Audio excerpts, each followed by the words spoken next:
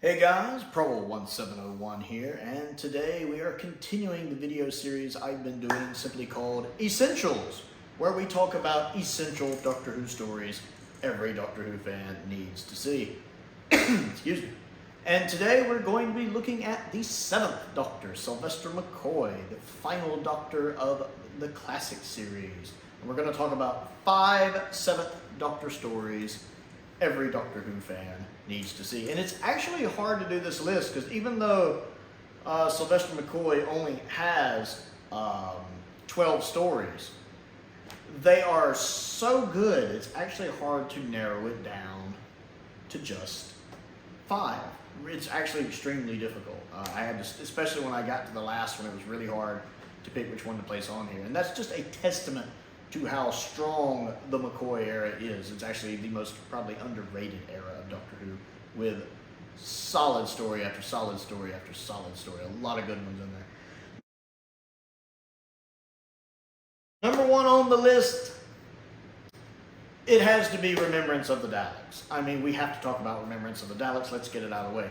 This is one you need to see. Not only is it a great story, it's also a great Dalek story. And really dives into the Dalek Civil War that was going on at the time.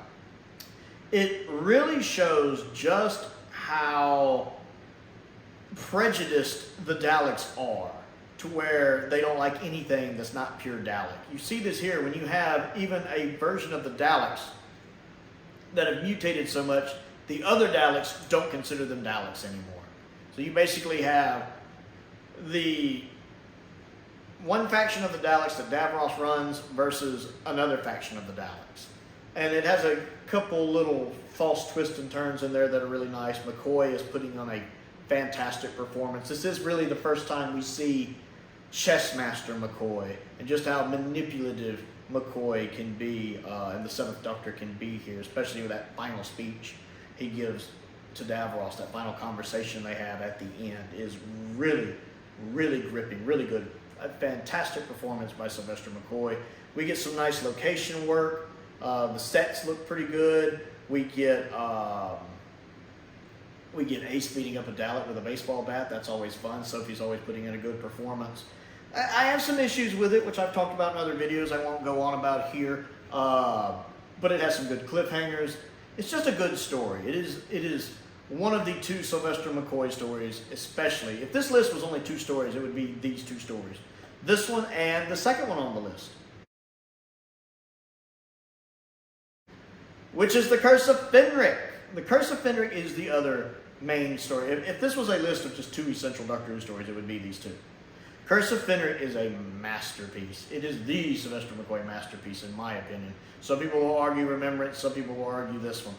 The story itself, phenomenal. The makeup on the Hemivores is fantastic. I like how they're like vampires, but they're like out of the water crustaceous vampires. You have an excellent cast. You even have Nick Parsons in there. An excellent cast. You have some nice character development for Ace. You have some great cinematography.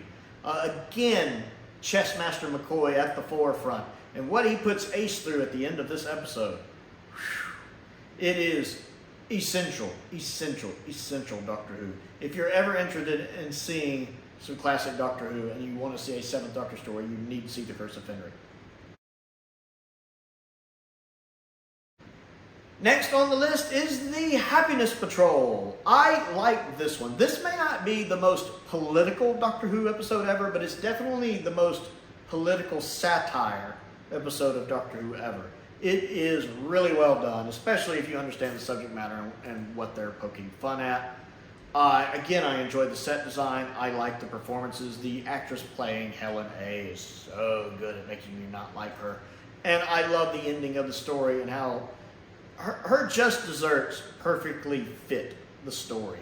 Especially as you look at her ideals and her thoughts and how she ends up is just perfect. It's just perfect.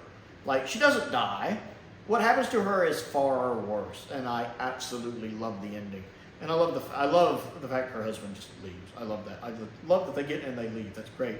I enjoyed the pink TARDIS. There's so many iconic things going on in this story. I like the casting. I love the Doctor's speech when he's daring the guy to shoot him. Go ahead, pull the trigger. McCoy gets some very, very good speeches he doesn't get enough credit for. This is definitely a fantastic episode. And anytime people try to talk down about the McCoy era, or they try to treat it like every episode's Time in the Ronnie, this is one of the ones I point to and go, you need to go watch that. There is a lot of good things going on in that episode. The Candyman part I'm not quite as keen on, but the rest of the story I really like. Next on the list is Ghostlight. Now, Ghostlight is definitely not the first McCoy story I would send somebody to watch, or the first Classic Who I would send somebody to watch. It's definitely one you got to work your way up to. But Ghostlight is essential Doctor Who. It is a perfect example of showing how Doctor Who can be different than any other show. When you have these kind of unique episodes like Ghostlight, The Haunting of Villa Diodati, Midnight, The Mind Robber, where they're a very unique concept. Doctor Who lends itself to horror really well also, so a lot of horror episodes are very popular. The Hinchcliffe era, Blink, Silence in the Library, all these ones that are either horror episodes or have horror undertones to them do well. I'm surprised Modern doesn't use this more. Mummy on the Orient Express uses it well, even though it mixes it with other stuff. It's very genre bending, that one. But Ghostlight really has a bit of a, even though I wouldn't call it an all-in-out horror like Horror of Fang Rock, it does have that suspense and that atmosphere and the low lighting. It's written well. It is directed well. It just drips atmosphere. I've talked about Ghostlight a lot on the channel. It really is a very unique Doctor Who episode.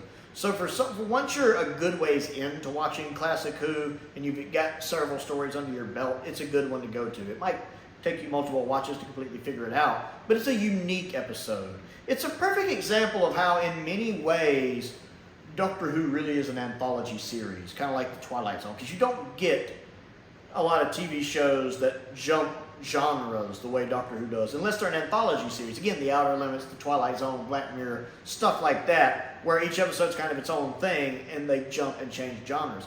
Doctor Who does that while still keeping the same cast. You still have your same cast of characters, but each week is something different. It could be a totally different genre. In Hyde's case, it changes genre mid-story. It's one of the reasons I like Hyde as an episode.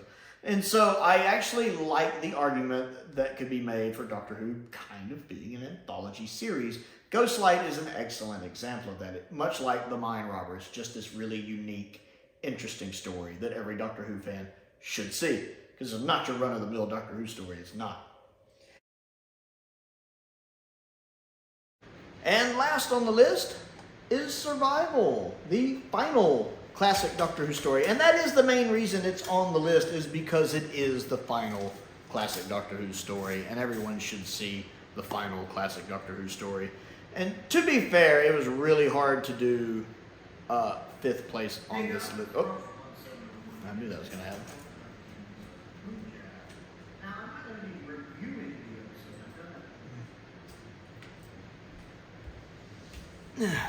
When you get interrupted by a YouTube video of yourself. And last on the list, and it really was hard to pick the last one. It really was. But I ended up going with Survival, mainly because it is the last classic Doctor Who story. Every Doctor Who fan needs to see the final classic Doctor Who story. The speech by McCoy at the end is really good, as him and Ace literally kind of walk off into the sunset. Not quite into the sunset, but as they're walking away. Is a great speech. It's a great way for Classic Who to go out. It's also the best performance by Anthony Ainley as the Master, in my opinion. I love the fact he gets to play it, I think, more serious than he was allowed to sometimes. He performs it really well here. Sophie's putting in a good performance. Sylvester McCoy's putting in a good performance, except once or twice where he goes a bit over the top. Other than that, he's putting in a good performance. I love the Seventh Doctor going up against Anthony Ainley's Master. I wish we had gotten more of that. Chessmaster McCoy up against the Master. I would have loved more of that. They're really good in what brief time we get them here. Now, the story itself is okay. I actually enjoy it. I don't care for some of the stuff in it, like the teenage acting in some places. Whether they're actually teenagers or not, I don't know. But some of the guest cast, their acting comes across as... There's some stunt casting in there that doesn't really need to be there. The animatronics on the cat look a bit weird. The Puss in Boots outfits don't look right, which even the writer says she didn't like. So it definitely has its flaws. And it's, again, on here more just because it is the final Classic Who episode. Every fan needs to see that. And Anthony Ainley is it's easily his best performance as the Master. And it's still a decent to good story. So I think every Who fan should see that as well. Again, hard to do this list. So many good McCoy stories. Even though he only has 12, so many good McCoy stories. So I want to know what you think of this list. So comment down below and let me know. Other things to do, don't forget to click the like button and the subscribe button. That helps me out and I certainly appreciate it.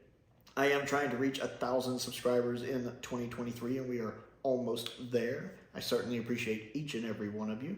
I also have a Patreon if you would like to support me that way. That does help me keep the bills paid. Inflation is these days. I want to give a shout out to some of my top tier patrons, Stephen Crane, Colin Coney, and Finn Perkins. I appreciate their support as I do the support of all of my patrons. My entry level tier is only $2 a month if you're interested and enjoy my content. I also have a P.O. box if there's anything you would like to send me to look at and review. A link to my Amazon wish list is also down there. And most importantly, thank you for watching.